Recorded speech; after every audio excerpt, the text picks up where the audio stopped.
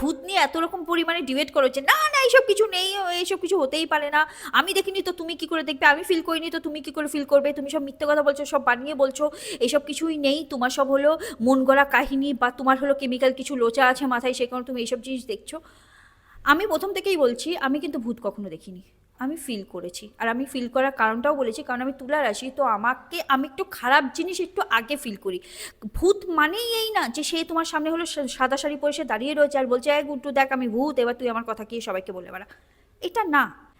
ভূত মানে এমন একটা জিনিস, সেটা হলো একটা খারাপ একটা ইভেল স্পিরিট বলো, বা তুমি আত্মা বলো, বা একটা হলো খারাপ আত্মা, একটা প্যারানর্মাল কোনো কিছু, এগুলো যেগুলো মানুষ দেখাটা সবাই দেখতে পারে না, আমিও কোনোদিনও দেখিনি, কোনো দিনও না। আমি কিছু কিছু জিনিস আমার সাথে ছোট ছোট কয়েকটা জিনিস ঘটেছে যেগুলোতে আমি ফিল করেছি হয়তো কিছু হতে পারে, হয়তো থাকলেও হতে পারে, এখনো পর্যন্ত কিন্তু আমি হয়তো বলি, আমি কখনো কনফার্ম না। আমি জানি হয়তো এর অনেক কিছু এক্সপ্লেনেশন সবাই দিতে পারে যে এই কারণে এই জিনিস হয়েছে, বাট আমার কাছে ক্লিয়ার না, কারণ যখন যার সাথে হয় তখন সে মনে করে যে না না এটা তো এটা হতে পারে না, এটা কি করে হয়েছে, সেই কারণে আমি তোমাদের সঙ্গে এই কথাগুলো শেয়ার করি। তবে হ্যাঁ, যারা বলো যে না এটা সব মিথ্যে কথা, এইসব কিছু হয় না, এইসব হলো আমি মানি না, আমি বলি যে সব কিছু না করো না। যদি পৃথিবীতে শুভ শক্তি থাকে তো অশুভ শক্তি থাকতে বাধ্য।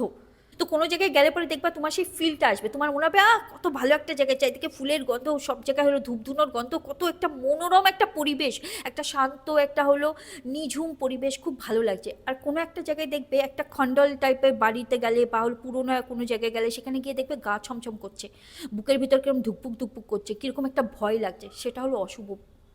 তো এই হলো শুভ আর অশুভ হলো ডেফিনেশন। এর থেকে বেশি কিছু আমি তোমাদের বলতে পারবো না, কারণ আমি এই ব্যাপারে হলো মাস্টার্ড করে বসে নেই।